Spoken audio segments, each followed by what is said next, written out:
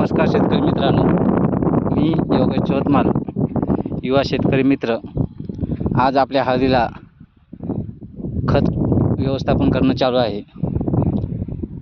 हळदीनं आता कोंब बाहेर काढायला लागलेली आहे, तर आपण आता खत व्यवस्थापन करणार आहोत. कोणतं खत व्यवस्थापन करणार आहोत याविषयी संपूर्ण माहिती घेणार आहोत. हे पाहू शकता, हे खत आपण टाकत आहोत. हळदीला आज लगभग 25 दिवस झालेले आहेत व हळदीनं बरेचसे अंकुर बाहेर काढलेले आहेत. हे पहा,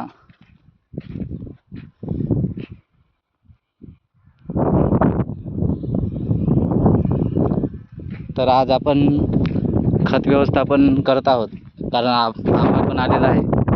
पाण्याची शक्यता बघून आपण खत व्यवस्थापन करत आहोत. तर हे पहा, सिंगल सुपर फॉस्फेट व DAP व युरिया हे तिघाचं मिश्रण करून आज आपण खत व्यवस्थापन करणार आहोत. हे पहा,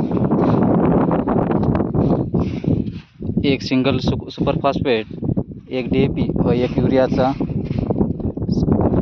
मिश्रण करून आज आपण हळदीला टाकत आहोत. हे पहा, व हळदीला लॅटर 2 दिवसात टाकायचं आहे. पाण्याचं सध्या आहे पाऊस चांगला, त्यामुळे टाकलेलं नाही. पावसाचा अंदाज दिसत आहे, त्यामुळे खत व्यवस्थापन सुद्धा करत आहोत आपण. तर असेच व्हिडिओ आपण या चॅनलवर बनवणार आहोत. चॅनलला लाईक करा, सबस्क्राईब करा व कापूस, सोयाबीन,